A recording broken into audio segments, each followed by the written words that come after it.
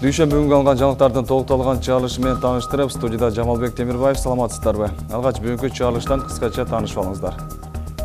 Кечээ күнү Туркияда мөөнөтүнөн эрте президенттик жана парламенттик шайлоо өттү. Анда мамлекетти башкаруу экинчи жолу Режеп Тайып Эрдоганга насип этти. 18 июнь күнү Жалал-Абад шаарындагы Абдрахманов көчөсүндө жайгашкан үйлөрдүн бирине уурулукка киргендер мектеп окуучуларынын жардамы менен кармалган. Үстүздөгү жылдын 23 июнда Бишкек шаарында уюштурулган Кыргызстан туризм Экспо 2018 көргөзмөсү уюштурулду.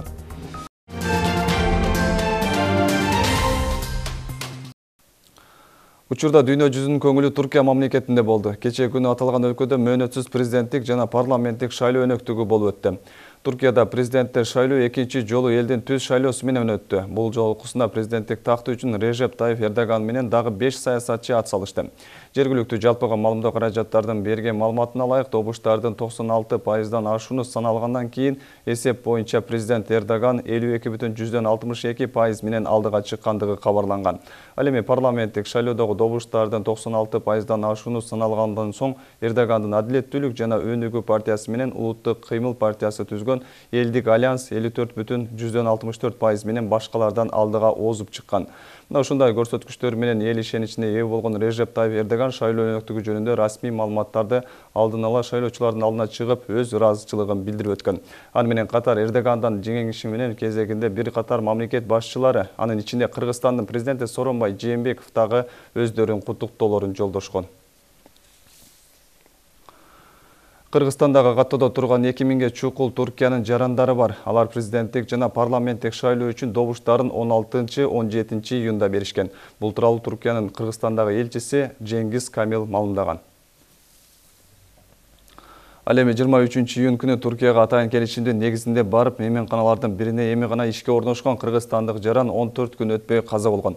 Анын сөөгү чогуу иштешкен кыргыз мекендештерин өздөрү жашаган үйдөн табышкан. Алдын ала маалыматта каза болгон кыргызстандык өз жанын кыйып, муунуп алганы айтылат. Расмий маалыматтар боюнча Туркияда 19 000ден ашуун кыргызстандык эмгектенет.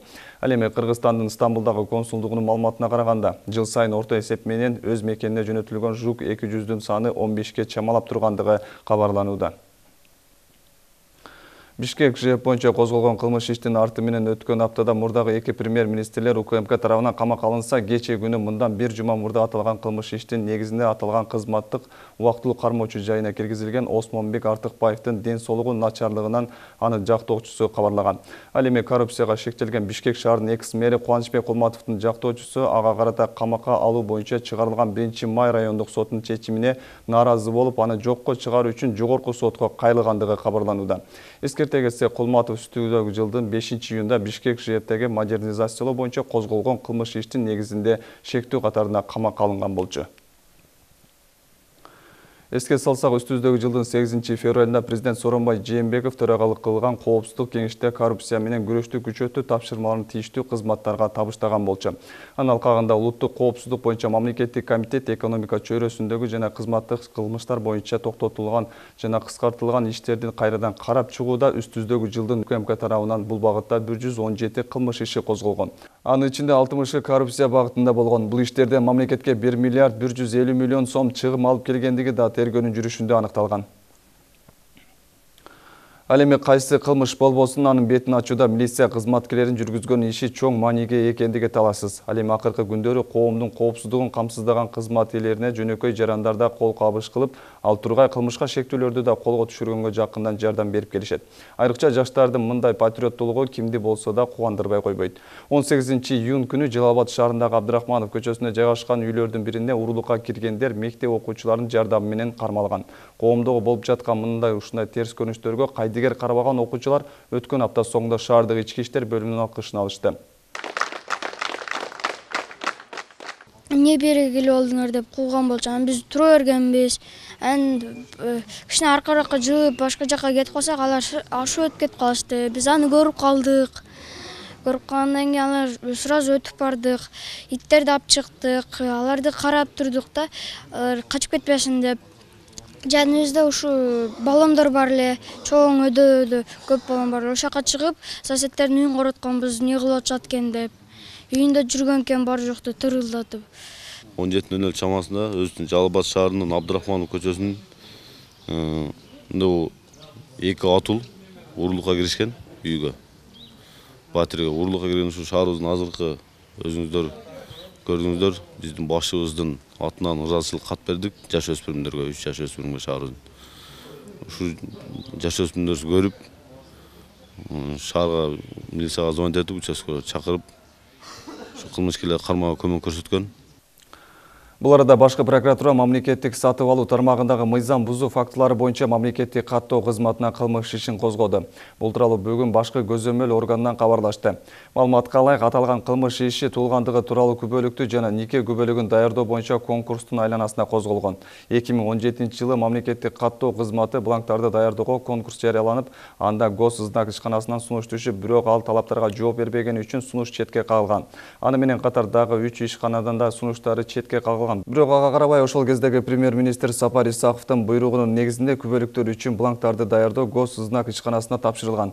Мына ушул фактынын айланасында башкы прокуратура аталган ишкананы тандоодо мыйзам бузулганын аныктап, мамлекеттик каттоо кызматынын айрым кызматкерлерине кызмат абалынан кыянаттык менен пайдалануу беренеси менен кылмыш ишин козгоду.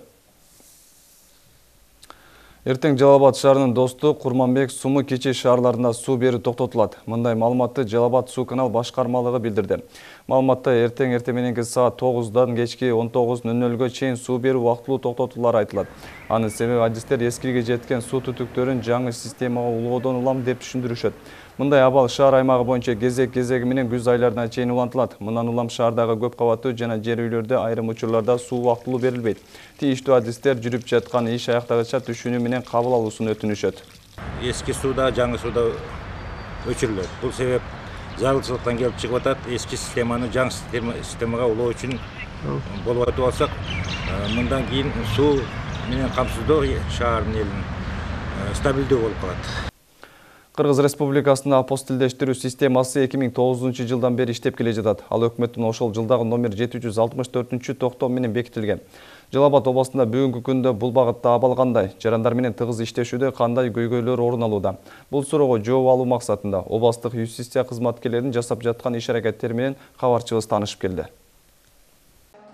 Апостиль бул документке кол койгон адамдын койгон колунун анын ким катары чыккандыгын аныктаган жана тиешелүү учурда документ бекитилген мөөрдүн же штамптын аныктыгын ырастаган атайын штамп болуп саналат. Бүгүнкү күндө облус аймагында 40тан ашуун жаран бул маселе менен кайрылышкан. Бул Гага конвенциясына кирген мамлекеттерде, мисалы үчүн жараныбыз окууну бүттү эле, диплом алып, ал Турция мамлекетине ишке кириш үчүн ошол дипломду өзү өтпөйт. Ал үчүн диплом өтүш үчүн либо дипломду апостилдештириш керек да.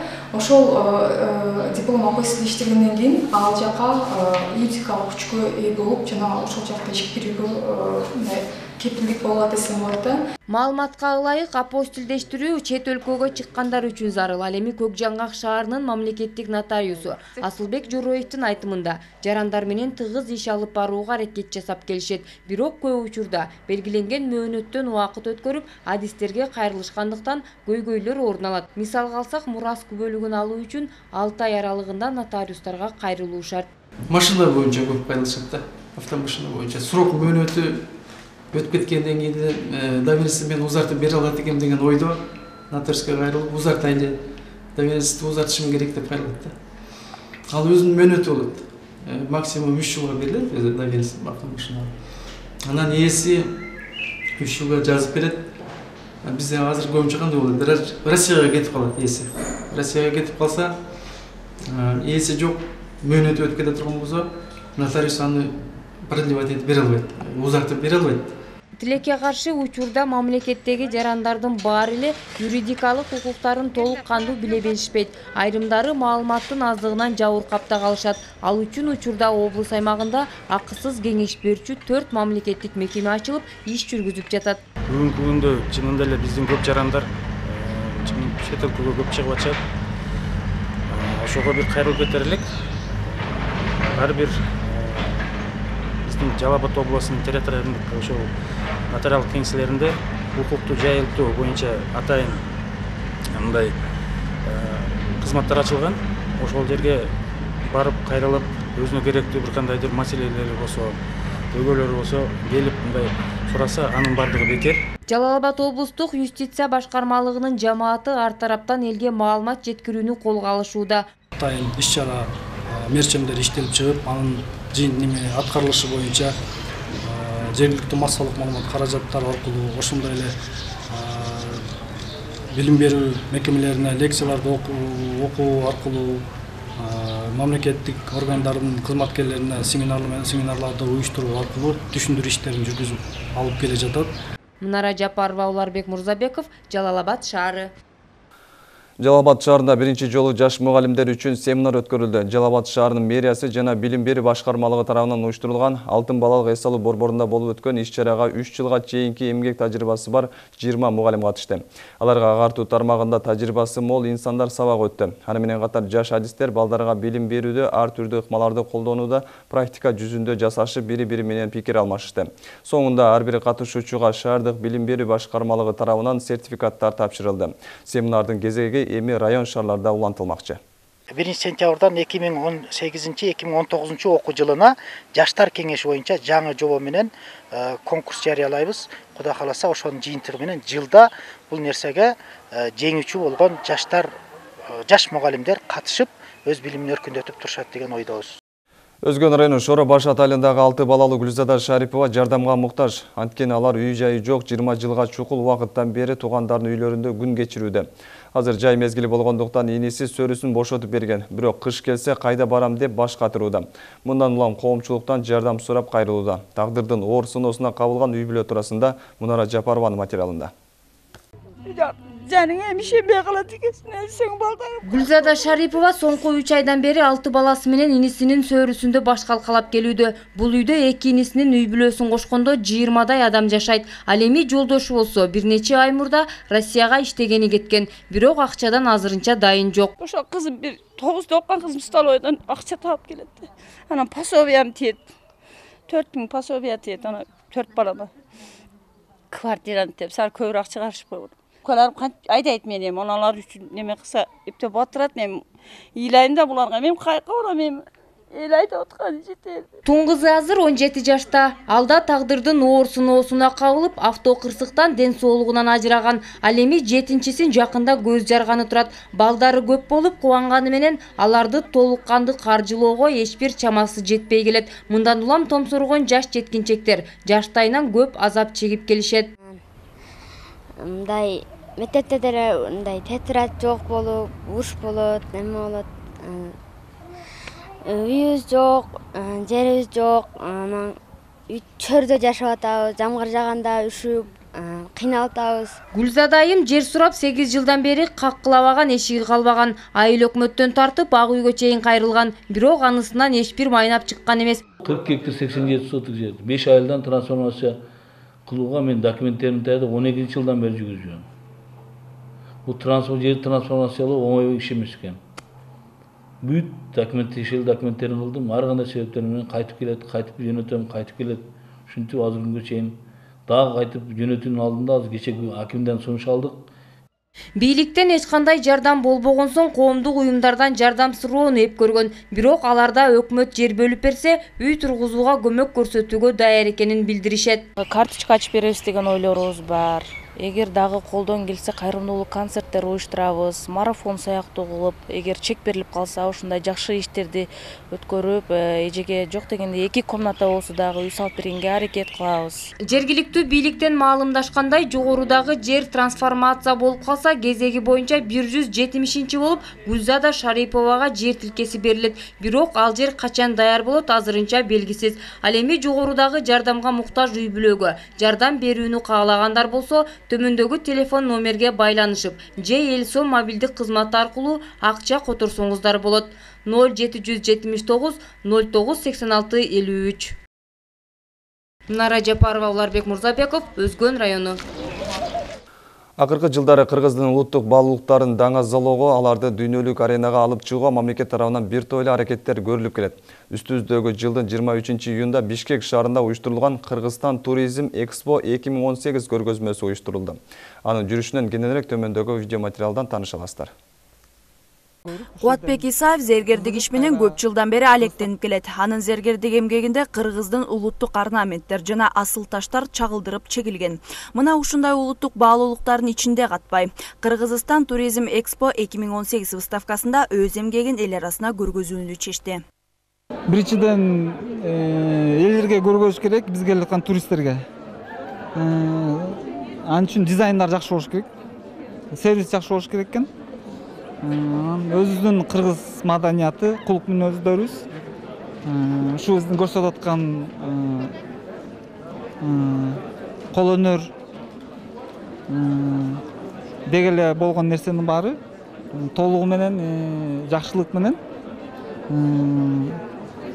эң биринчиден цивилизованно, организованно. Буга улай бул мааракеге өлкөнүн 7 дубанынан кызыктар болгон 100дөн ашуун катышуучулар келип, табигый улуттук продукцияларын тартуулашты. Жана ошондой эле бир гана жергиликтүү катышуучулар гана эмес, чет өлкөлүк кызматкерлер да катышышты.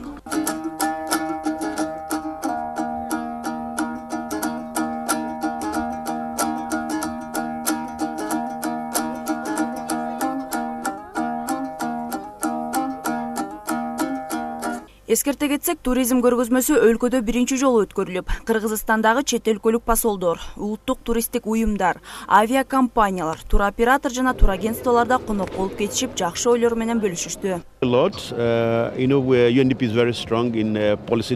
Кыргызстан өтө уникалдуу өлкө. Эмнеге дегенде борбордо жайгашкандыктан баардык чет өлкөлүктөрдү туризм жактан өзүнө тартып турат. Бирок биз айлана чөйрөнүн өнүгүүсүнө салымыбызды кошобуз. Мисалы Илбирс. Илбирс бул өлкөдө өтө саналуу катары жаныбар болуп эсептелинет. Жана ушул сыяктуу чоң баалуулуктарды сактоо туура деп эсептейбиз. Уюштуруучулардын айтымында жергиликтүү компанияларга жана өлкөнүн ар кайсы областтарынан келген катышуучуларга жакшы мүмкүнчүлүк түзүлдү дешүүдө. Себеби башка өлкөгө барып тартуулоодо оңой эмес. Биздин компаниялар негизи ушул чет өлкөгө барып көргөзмөлөргө катышып келет, туристтик көргөзмөлөргө. Бирок биздин оюбузча тескерисинче ошол компаниялар биздин өлкөгө келип, ушул жерде катышып, ушул жердеги туризм өнүгүп, дагы көп киши келсе, аябай эле жакшы болот. Иш-чаранын башкы максаты туристтик компаниялар үчүн бирдиктүү аянтча түзүү, туристтик тармакты өстүрүү, ошондой эле чет өлкөлүк кызматкерлер менен тажрыйба алмашып, кызматташуу болуп саналат. Мына ушундай чыгыштар менен бүгүнкү жаңылыктарыбыздын толукталган чыгарылышын жыйынтыктайбыз. Мен сиздер менен коштошом. Алдыда эртеңки күндүн аба ырайы тууралуу маалымат. Кечиңиздер көңүлдүү болсун, саламатта туруңуздар.